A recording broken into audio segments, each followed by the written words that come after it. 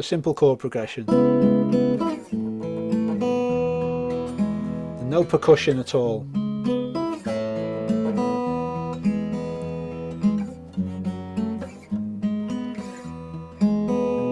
That's fine. The chords are nice. There's an interesting progression that's happening there. But if we can bring in some percussive elements,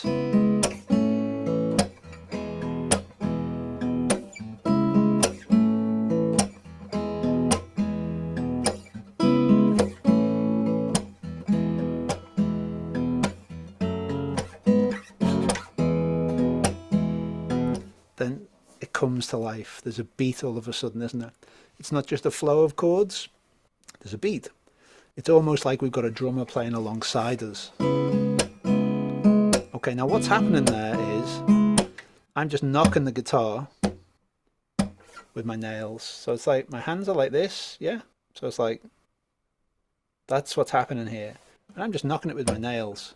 And if I knock on the guitar at regular intervals, that creates rhythm. Of course, the challenge is to intersperse that with something that you're playing.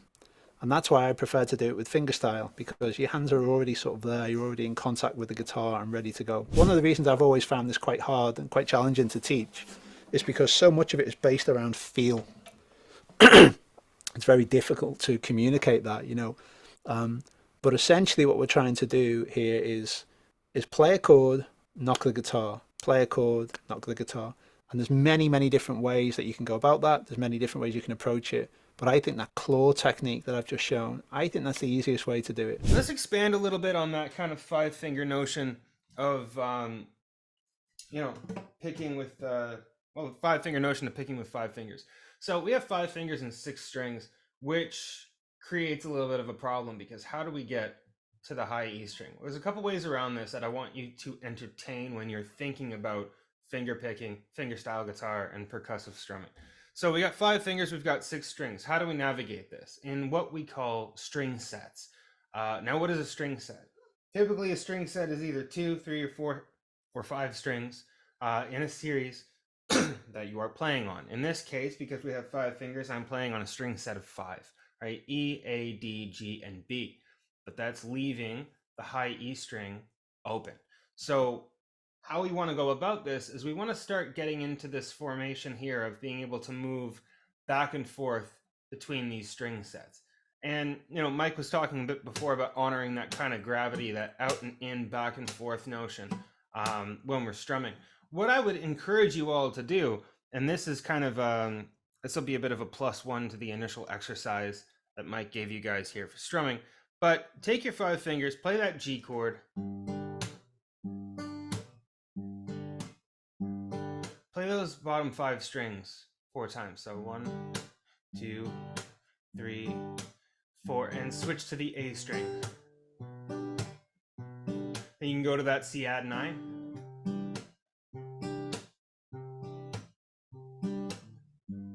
I just realized my volume wasn't on. Let's try that one more time. Sorry, from the G on the low E string. 2, 3, 4, A string. C add 9. And G on the E string. Now, one thing that we can do here as well is we want to honor the fact that our thumb is a bit more of an independent mover than the other 4 fingers that we have, right? Especially when we're starting out playing guitar, everything tends to move in a set, right? So what we want to work on is we want to work on giving the thumb a little bit of independence. So when we go from that C add 9 in that chord progression, here's what I want you to do. We're going to return to that G major, but I want you to keep these 4 fingers on the higher string set, on the high E string.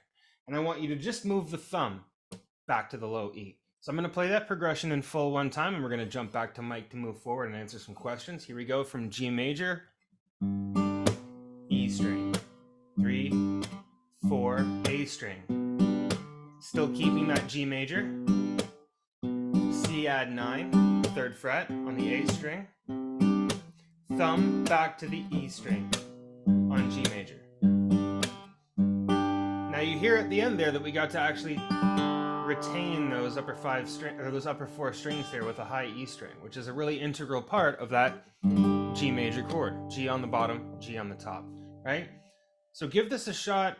If that didn't make sense to you right away, that's totally okay because it's a lot of chords, but make sure you go back to the recording afterwards and study this example a little bit because it'll be really helpful in terms of getting used to navigating the strings back and forth. The last thing that you want is to get stuck in a box whereby you can't shift back and forth between strings. So as we're moving into tackling percussive strumming and fingerstyle for the first time, make sure you're giving some thought to the ways in which your hand can move back and forth between string sets.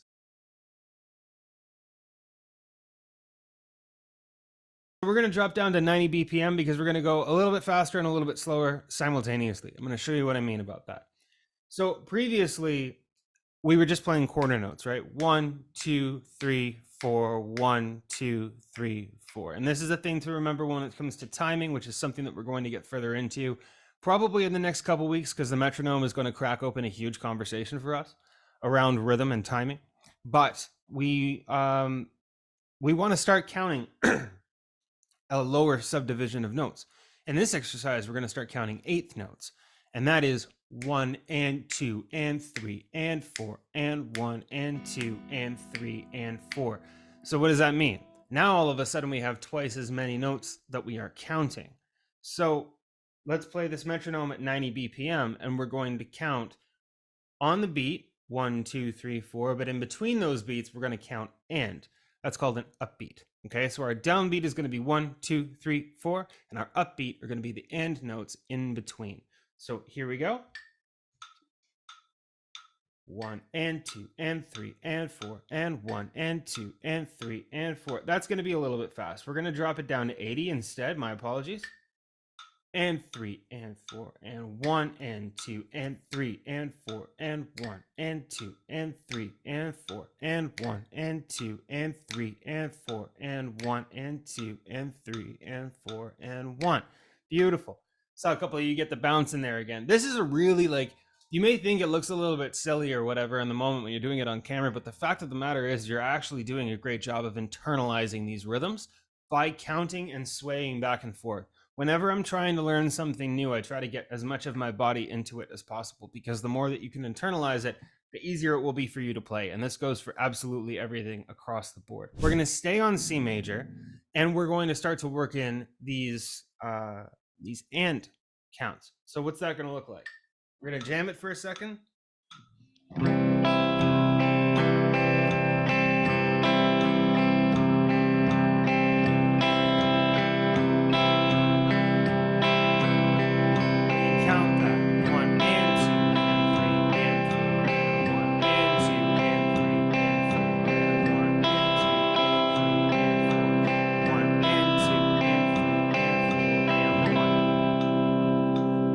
That's got a bit more bounce to it all of a sudden.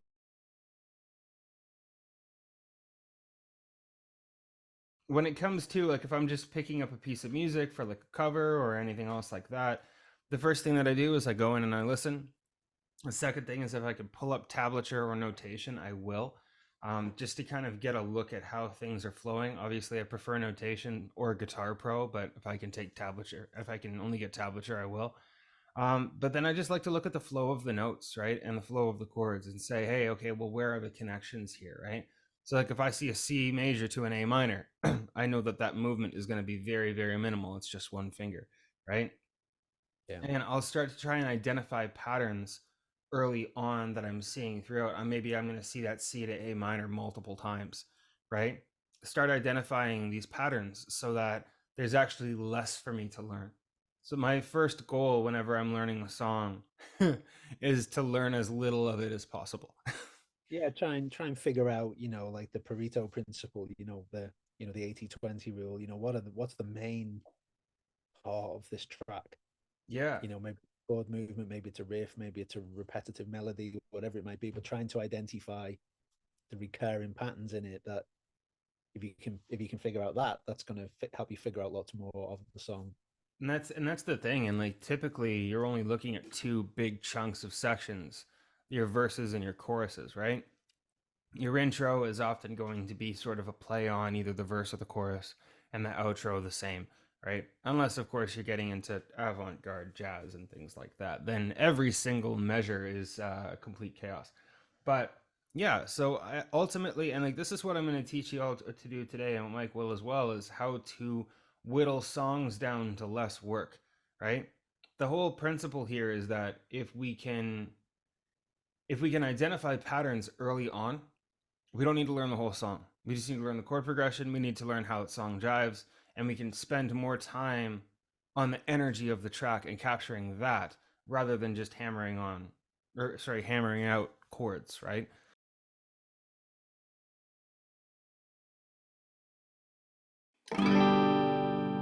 We had a principle that we talked about last week that was really important when it comes to moving from one chord to the next. And it was knowing what notes you're playing so that you can move through those notes easier. If you look at that G major shape, you'll notice that your index finger, which you would use for barring a bar chord, is already on the B, right? That's second fret A string. So what we can do from that G is we can just start to lean that index finger back, make the rest of that B minor shape. I'll zoom in on the guitar in just a minute and play that. So from that G to that B minor, first of all, not only is that just a gorgeous sound, but it's actually a really linear move to make once you figure it out. So going from that G, leaning back on the index finger, making the rest of that B minor shape with the remaining three fingers.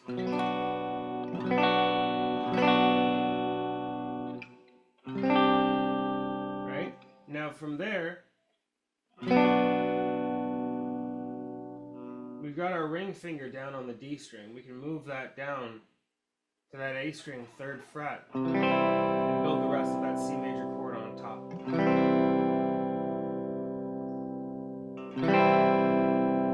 So if we were going G, we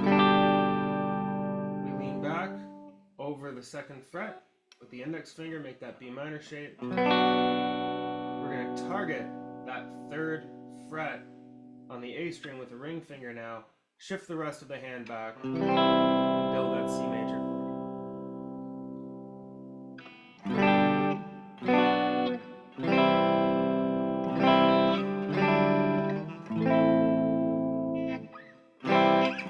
Now there's so many things that we could do with this, right?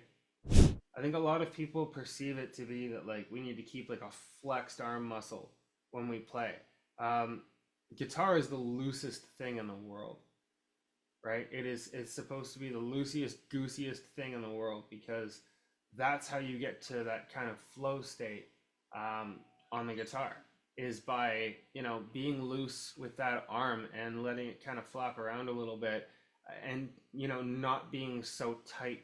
Because the thing is too, is that like tendonitis is a thing that we got to worry about, right? So we don't want it to be the case that we're so locked up all the time when we're playing. You want to make sure that you do this as loosely as possible. It's the same thing when it comes to typing, right? You want to try to keep a loose forearm. Otherwise, tendonitis is going to start to flare up right in that forearm there, and it gets really nasty really fast, right? Hi, Chris. And so yeah, that's the thing. That's the thing that you want to keep an eye on as well, is your wrist, your forearm, and your elbow, and how are those parts of your arm interacting with whatever you're playing. Because if you're playing a bar chord and you're like super locked up like this, I can guarantee you, my friend, in about 15 minutes that thing's gonna hurt, right? So you don't want that. You want it to be the case that you're always approaching everything with looseness. That's why stretching is so vital and so important, and that's why I preach that like it's gospel. Make sure you stretch before you play.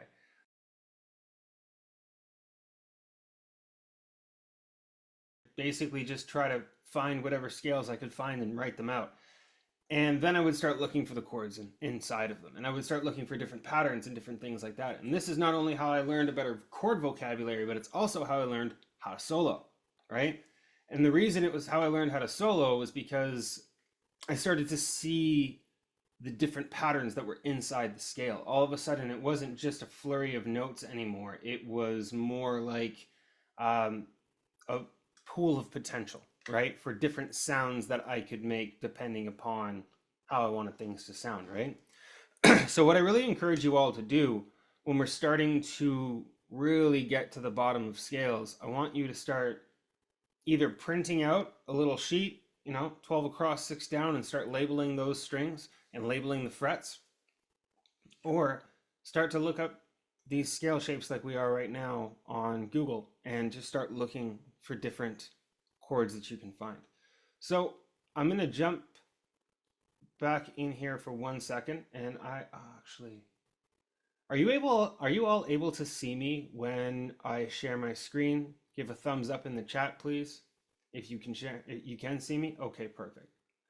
Because Zoom did a little update recently, and quite frankly, I don't know what it did, but all my stuff's different. So here's what we're gonna do.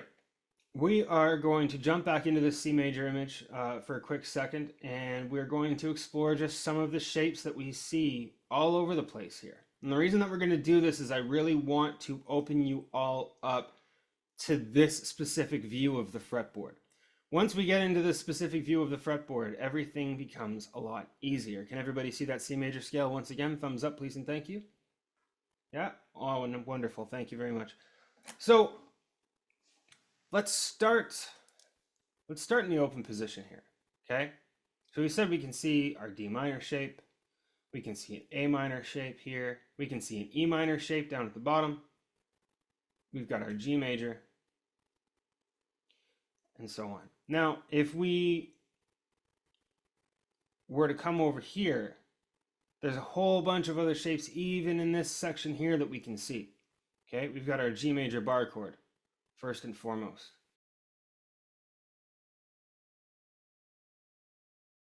The way I often speak about, hammer-ons and pull-offs and sort of basic beginner techniques like that is it's a way that you can accent what you play to make it sound much more interesting. So for argument's sake, if I'm playing something like, let's say if I'm playing a D chord, then for argument's sake, maybe I just play the chord like this. Yeah, and that's the shape that, most beginners will learn. They'll learn to play a D chord like that.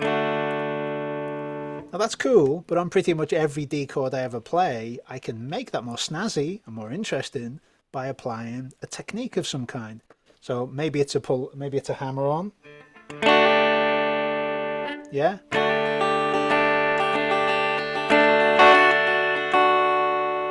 Well, what's nice about using some hammer-on techniques is that you don't really have to do that much. We're not moving all around the guitar neck doing all this stuff.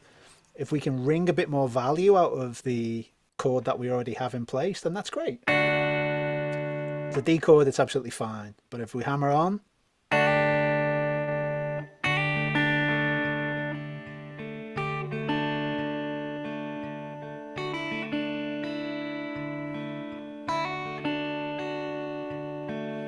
then we've just turned what was like a flat chord. Yeah, we had one sound. Okay, that's fine. But with just some very, very subtle adjustments, we had something much more musical and interesting. So anybody who's not familiar with this technique, a hammer-on is when we play the string once, but we hear two tones. You hear that? Na na. We had two different notes there. Because I plucked once, and then while that note was ringing, I firmly put down my next finger. And if I do the opposite of that, I hear two pitches. Now some people just like get hammer-ons and pull off straight away. Other people kind of really struggle with being able to pull them off in a clean way. So I'm just going to tell you this super quick, okay, and then we're going to move on. The trick to hammer-ons is that you pluck the first note, but then you press your finger down hard, and it cannot move even an inch. When you put it down, it needs to just land. So you're very firm when you apply a hammer-on, much firmer than some people realize you have to be. If you want that second pitch to ring out cleanly, then your finger needs to come down and hold. It can't hold, bounce off a little bit while you tidy it up and then press that. You've got to land it cleanly. And then the same is true when you're doing it as a pull-off as well. Any chord you play, there's always some cool hammer-ons that are nearby. Of course, as you go along as a guitarist and you figure them out, you can start embellishing the chords progressions that you play by dropping them in. So super quick, and then I'm going to hand this back to Adam. We're playing a G chord. Some of my favorite hammer-ons that I use around when I play a G chord are here and on the string below.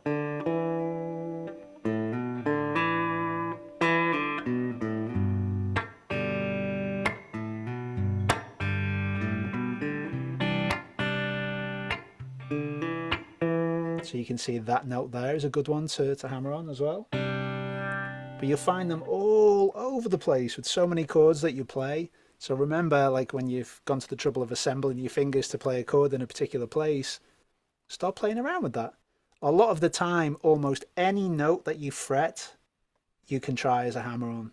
Some will work better than others, but generally, any note that you play is usually a note that you can hammer on.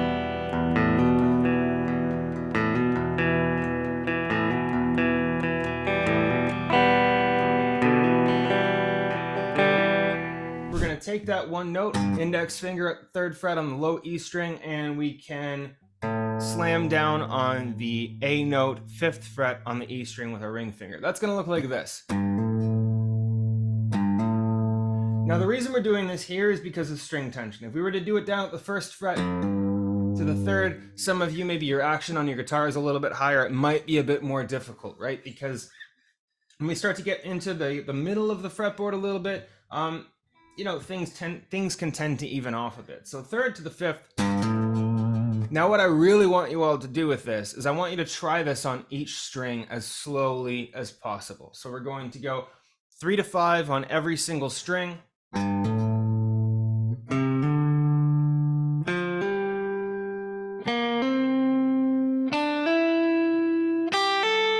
Now what you'll notice is I'm trying to drive as much power into that string with my ring finger as possible, but I'm also trying to play with enough clarity, right? So again, 1 stroke, 2 notes. You'll hear that if I kind of hit that on an angle, the string will buzz. Oop. So maybe I'm hitting with a bit too much power. The end goal that we want is to get an even stroke between our picking hand and also our fret hand, so we can do things like this.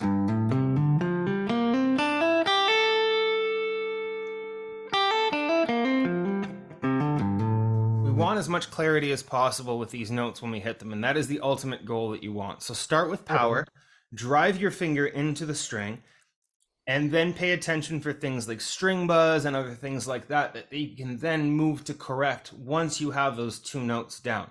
We want clarity. Exercise I wanted to share with you for getting better at hammer-ons is Adam's chromatic exercise that we looked at a few weeks ago. I used to use that all the time, but not actually for scale practice.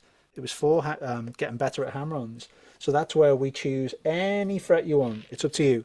But do it in different places because the frets are wider here than they are up here. It feels very different to play a scale down here than it does to play it up here, because the frets are at different spacings. So I'm just going to start here on the 5th fret on A, but I could start anywhere. And I'm just going to go on, I'm going to pluck once, but I'm going to see how many extra notes I can ring out of this.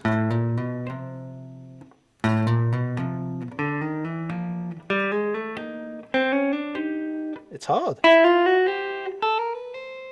And then I'm going to try and do pull-offs.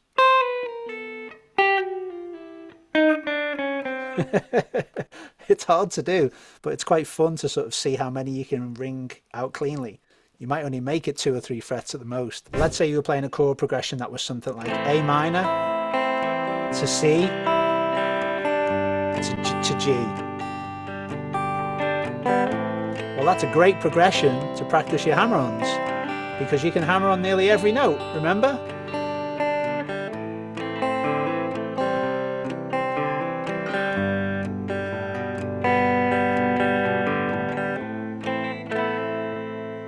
Look at that A chord.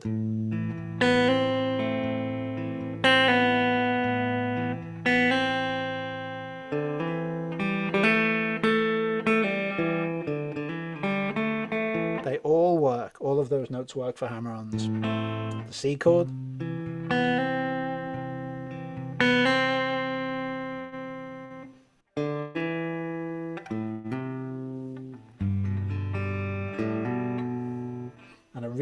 always run down to get is to just go.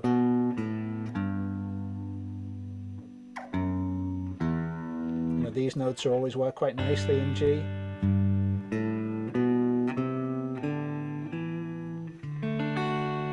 There's loads of lovely like hammer-ons and also just like leading notes that you can use in that section there. Whatever you do some drills, but make sure that you blend it with music.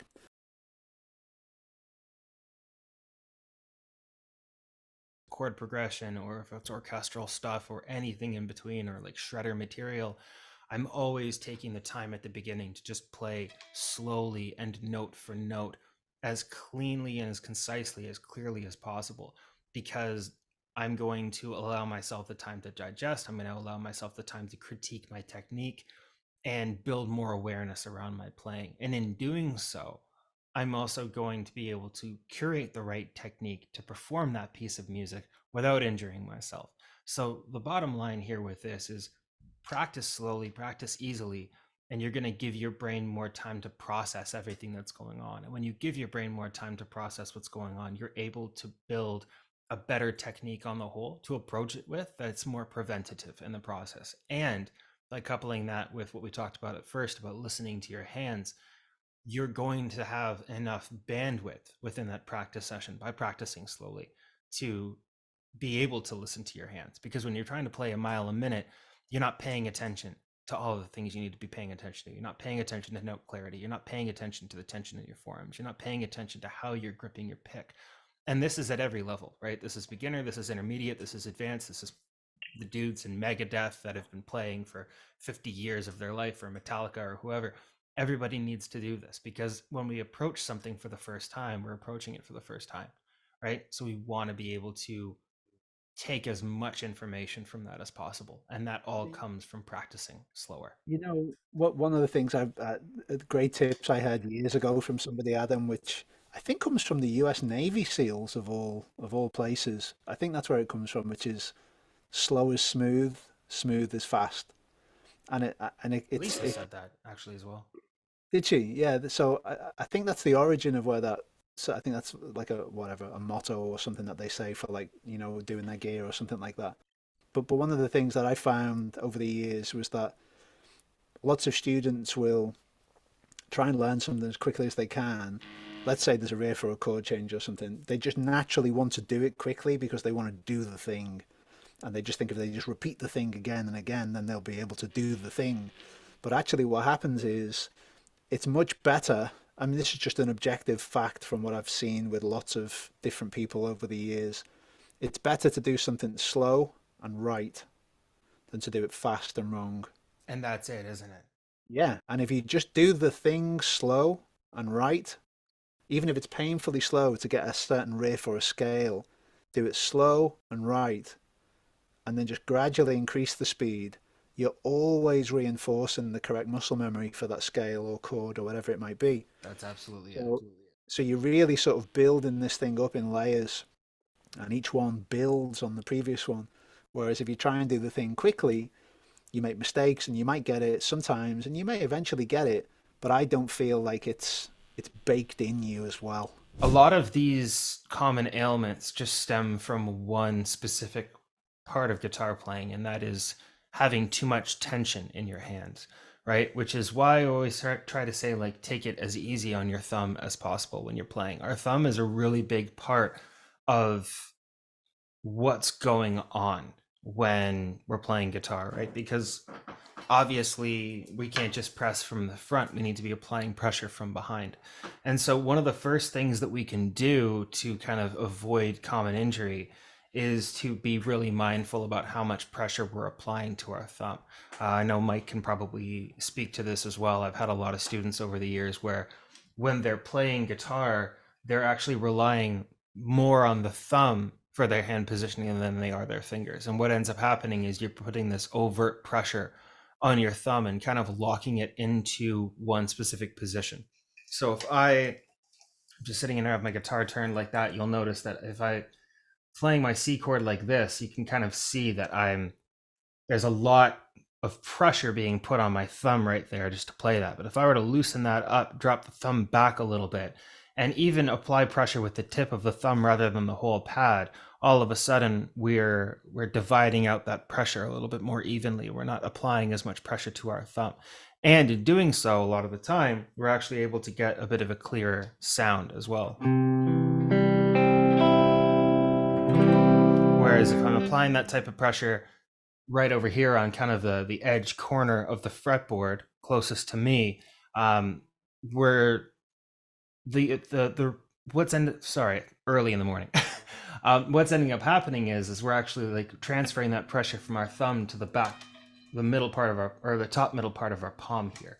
So what ends up happening is when you grip too much with the pad, you're actually kind of forcing your hand to wrap itself too much. So what ends up happening is that index finger is a little bit too close now to the palm, and we're actually going to end up muting the high E string. We want more roundness from our hand, and so therefore what we can do is we can drop the thumb back and we can open the palm up a little bit more. And this gives us a really cool means of not only playing our chords a little bit more easily, but also saving ourselves the pressure. The alternative to that is, I know some people will play over the fretboard a little bit more as well, which I don't recommend, or nor do I not recommend. It's all to your comfort level. But once again, if you are going to play with your thumb forward, which a lot of people will do, you again want to be cognizant of how much pressure you're applying, and you'll feel it. Your thumb is going to tell you when it's too much.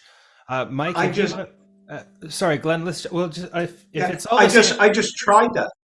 Oh, beautiful. And you're right. You can feel the difference. Yeah, 150% you can. Yeah, 150% you can. And this is the thing, right? Is it's all positioning. Everything in guitar, no matter what it is, all comes down to positioning. And when we get the positioning right, we're going to feel this alleviation in your hand altogether. Some more preventative methods. There's one really great stretch that we can do for both of our hands where this is concerned. I've shown this on another live stream before, but essentially just putting your hand out in front of you. You could feel free to do this if you want. Take your opposite hand and just wrap it to the tops of your fingers and pull back. Hold that for 10 seconds. Do the same thing with the thumb and then let the hand drop down. And you want to stretch the same way by just holding the knuckles. Now what this is going to do is it's going to open up all of the tendons of the forearm on the bottom and all the tendons of the forearm on the top.